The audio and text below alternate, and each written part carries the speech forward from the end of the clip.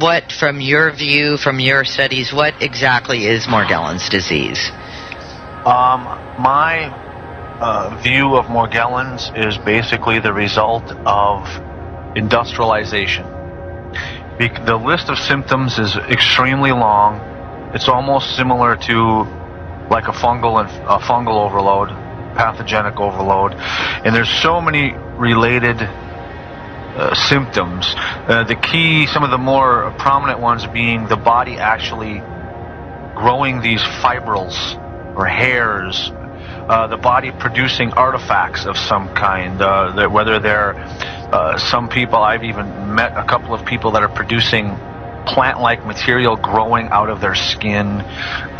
There's actually these non-earthling type of insects being come out of their body. I mean, unbelievable stories that I would never have believed it unless I was standing in their house witnessing this. Hexagons, I mean, on our website, morgellonsresearchgroup.com, there's probably 1,000 pictures that you can see.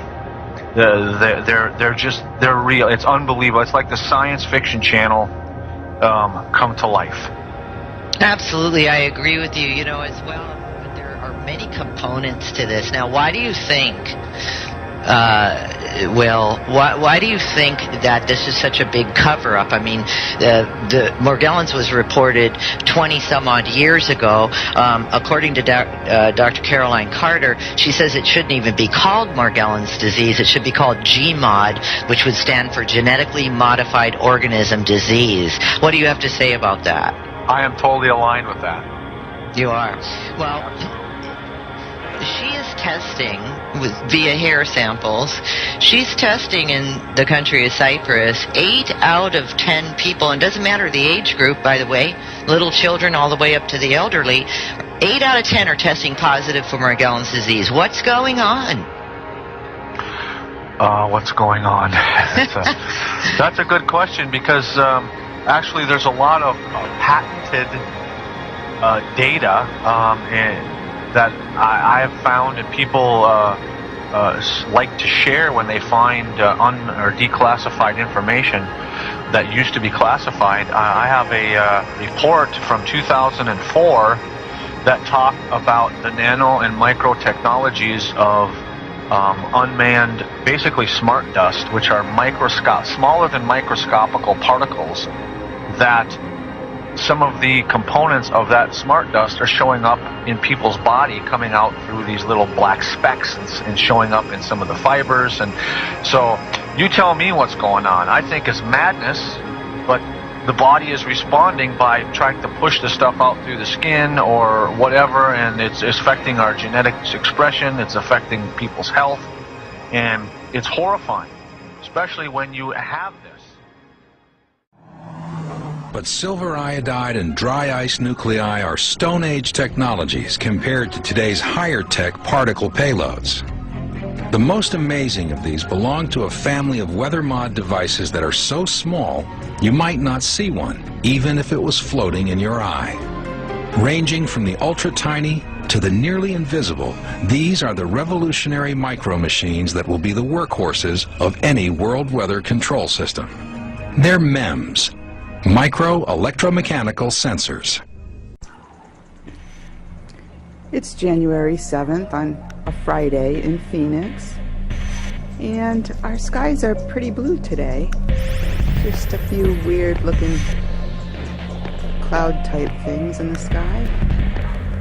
So I thought I'd check for the particulates and fibers that might possibly be raining out of the sky after 2 days of a whiteout situation.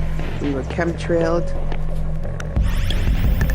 to the high heavens the last few days, and I see things floating through the air everywhere, and we're out breathing them, thinking it's a clear blue day and the air is clean. There's all these things flying through the air.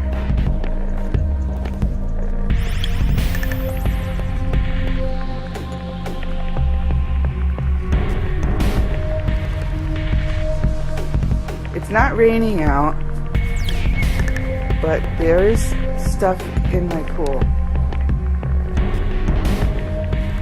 And there is no raindrops hitting the flagstone around the pool. Nothing. There is no raindrops on the ground, but there are raindrops in the pool.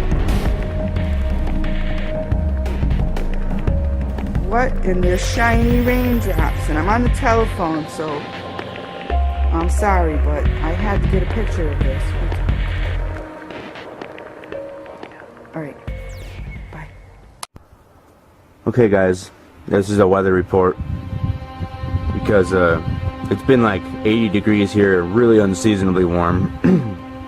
I'm at 8,000 feet in the Colorado Rocky Mountains, and I've been noticing weird snow when we do have a little, and this stuff takes the cake right now. I mean, it's like snow fiber. Look at this crap. I mean, you can see it. This is how it's falling. It's not like freezing once it hits the ground. It's falling like this. There's no snowflakes. They're like snow fibers or crystals or whatever. But they're not like... There's a couple of snowflakes I can see. I mean, you can see a couple maybe. But most of this crap is this fiberish looking disturbing stuff. And yeah, it's bizarre. Doesn't look right to me personally. So here's just outside a little. You can see it's in this whole crap. It's made of it. Yeah. I can see it falling on my shirt this way. Look.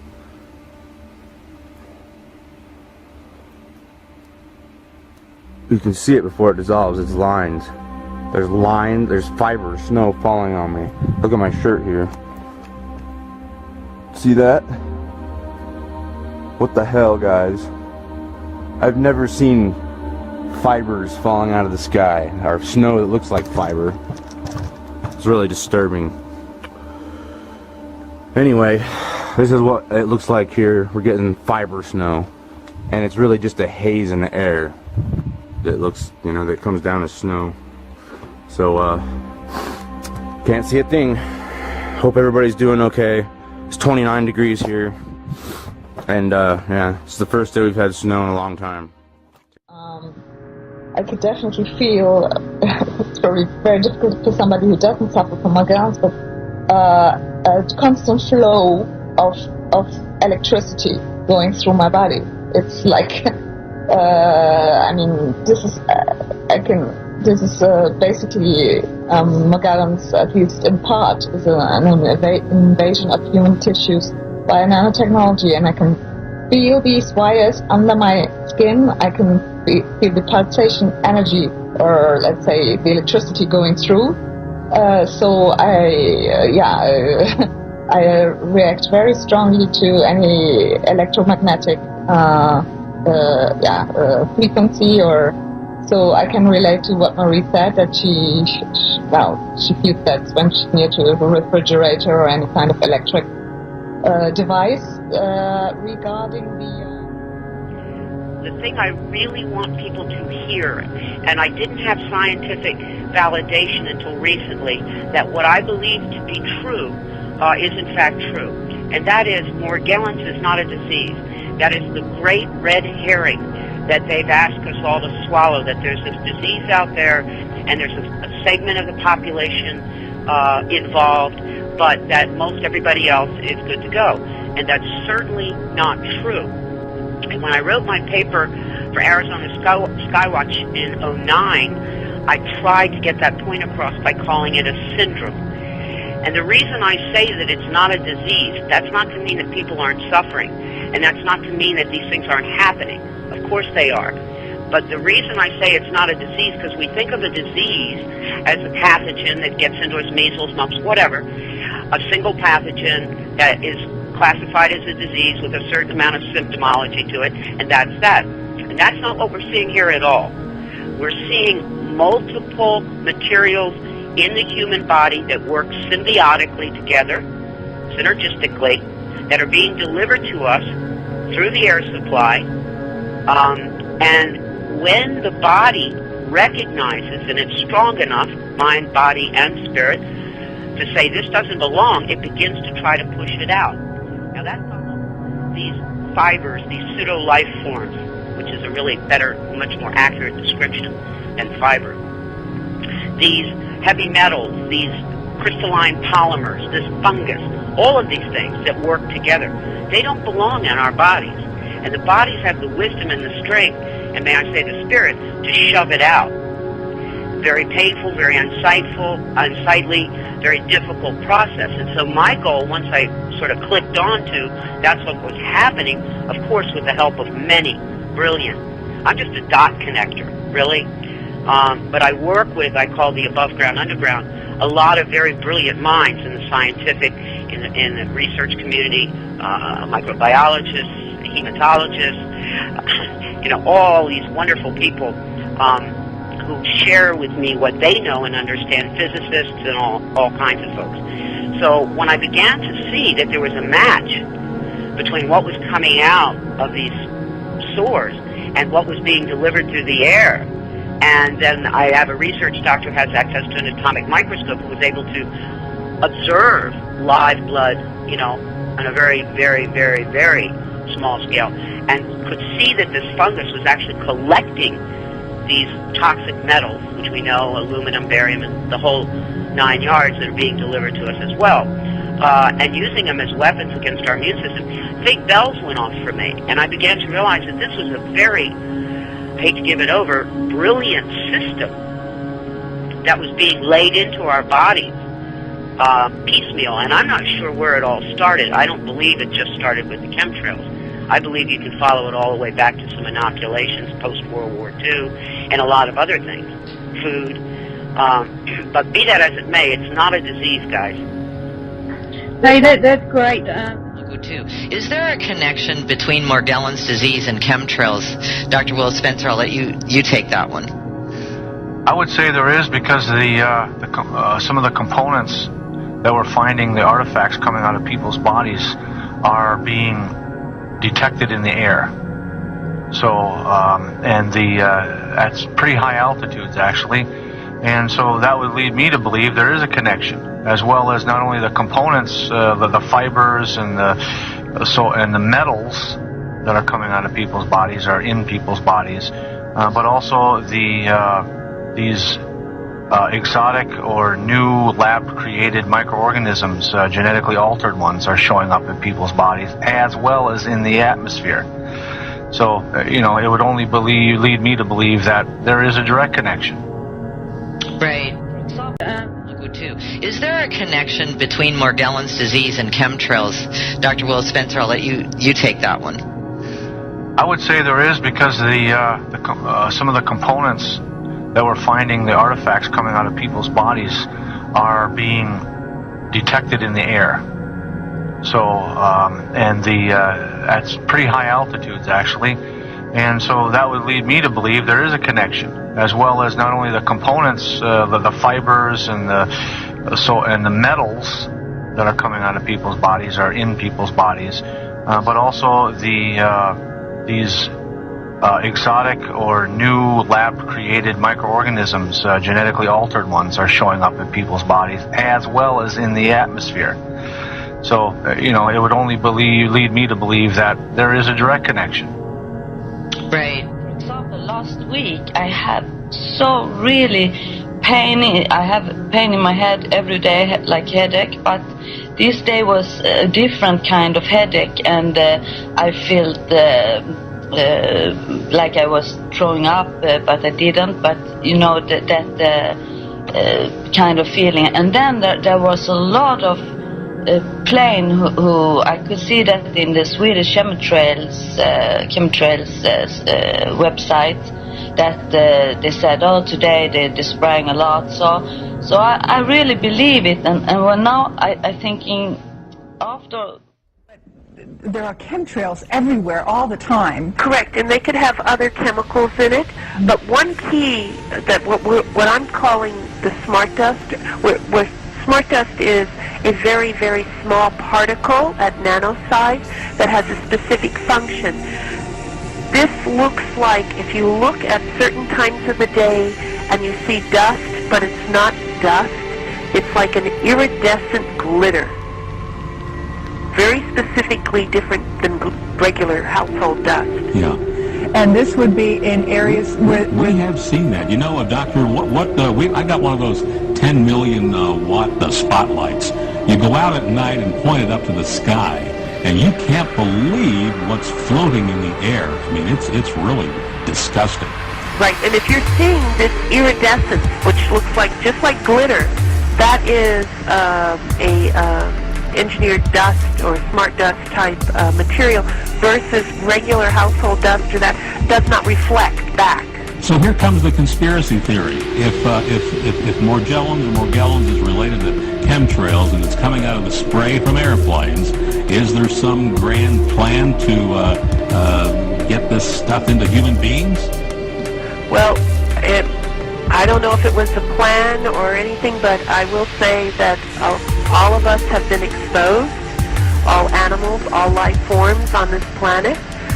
It's just a matter of what our genetic makeup is, what we have been chemically poisoned with as an industry, meaning working in industry versus living in certain polluted areas, that is allowing this to manifest more rapidly in individuals than ourselves. Because when everything happens to me, then there was so much dust in my home, and I didn't understand. I think, oh, it's my boys who from the socks or something, because the dust come all the time, and I was afraid of this dust in the air, and I think, of course, there is something mixed with everything, with food, with chemtrails. I think there is a big connection with everything. And also what really, it has, really definitely destroyed my life. I cannot work anymore. Money-wise, it has been a down-going spiral. Also, I've lost a lot of friends. I had a very, very active social life before. When the psychologist said, well, the mother's obviously gotten really crazy now because she believes it could be linked to some kind of nanotechnology in her body or coming out of her body, I said, okay, well, if everybody thinks I'm crazy, why don't we ask somebody really qualified? And I got in touch with this medical research journalist, Desiree Röver, and I said, well, Desiree, what do you think? According to you, what is Morgellons? And the answer that came back was saying, well, according to me, first of all, she made it very clear that there was a link to chemtrails. And secondly, she said, according to me, it's a kind of test or testing on certain people in view of transhumanism and the creation of artificial intelligence. And this kind of answer, her research basically was also put in the court files. And obviously ignored for the reasons that you have pointed out very correctly, I believe. Melanie had mentioned before the break this transhumanizing. Whoa, that's a big word. What does that mean? Altering our being, our human, transforming the human being. There is a free video on YouTube.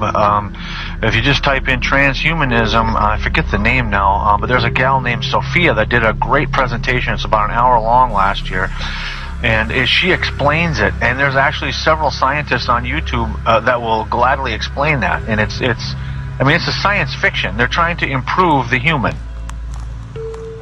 Well, and let me ask you, Marie, has this been an improvement? It felt, I think when I have now heard about this and read little, because in the beginning I always said to everybody when I try to explain how I feel, it feels like I am a snake who will change the skin. I feel I have the second skin over me. It's not me. It's like I have have a mask all over me, and even when I look at my skin and look at my face, I didn't recognize me. That was not my hand, not my skin. In 2 years, I think, I have this feeling before I try to get rid of this not human being skin. Diseases. Well, picture things coming out of your body and put yourself into a spot to even comprehend that for one are not natural, for two hurt, have lots of pain, and for three is when you go to a medical practitioner in allopathic medicine, the only thing that they have for you is to label you delusional, when in fact you're producing these things. So you want to talk about traumatic emotional experience, when you're telling somebody that's supposed to be a caregiver or a provider, which is really I don't even want to go down the negative side of that, but they're supposed to do a job, you expect them to do a job, and they're telling you that you're delusional and this ain't real. Right. Okay, and thank you for saying that, because isn't it interesting that that's all the medical field is referring to it as, is something, that the patient is delusional. And that's, you use the word maddening. I think that is over the top. At the recent turn of events, but yeah. I guess that's to be expected. Not a surprise, unfortunately.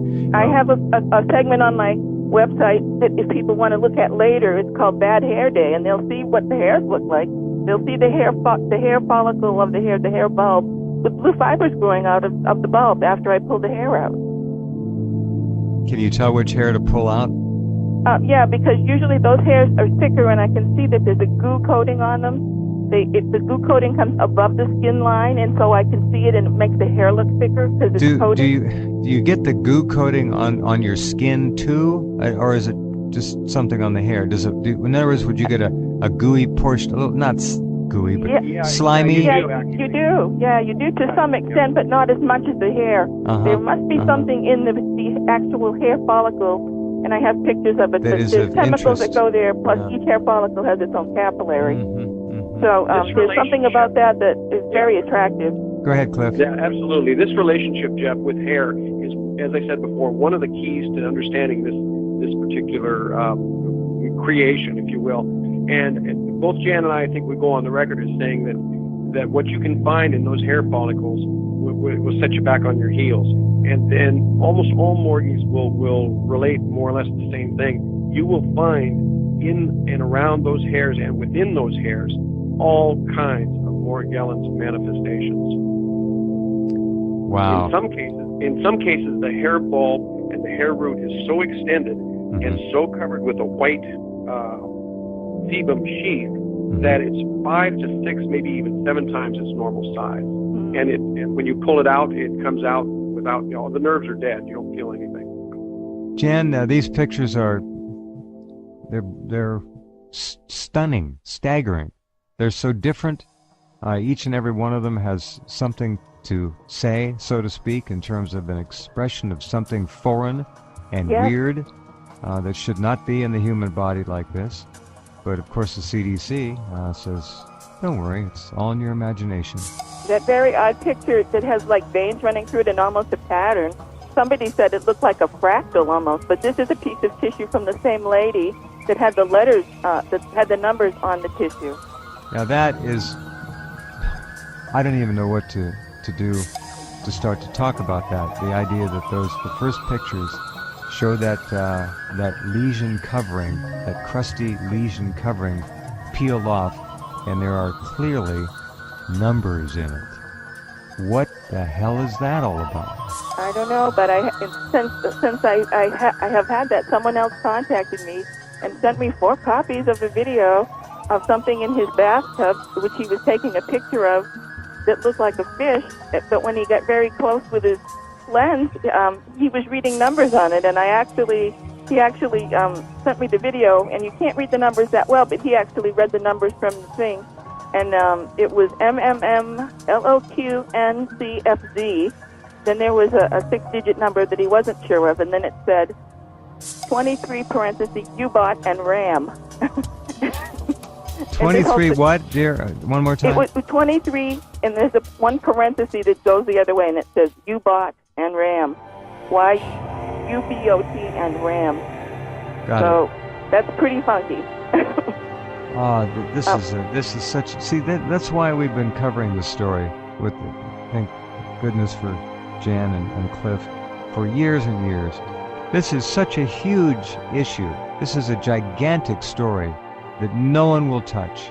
Not anymore. Not up to the CDC dirt, because the mainstream media will now say, if they're pressured, well, it's already been taken care of. We don't have nothing else to do.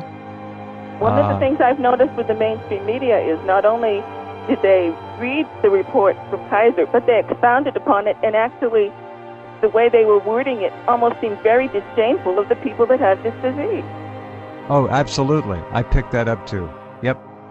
Putting them down, Well, I mean, they them. went out of their way to make it even more so. I mean, we know whose payroll those people are on, and they all belong to the Committee on Foreign Relations, so, Damn you know. right. Yep, absolutely. By the way, I invite all of you to please go to morgellonsexposed.com. This is Jan Smith's site.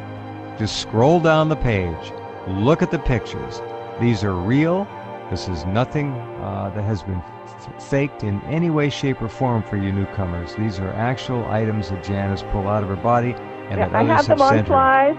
If anybody wanted to ever take them to a real lab and test them, they could DNA them or do whatever they want. I have nothing to hide. We know that no lab is Yeah. going to want to touch these. Basically, they'll lose their grant, they'll be kicked out, they'll be shut down. Who knows what will happen to them? True. Going down, there's a...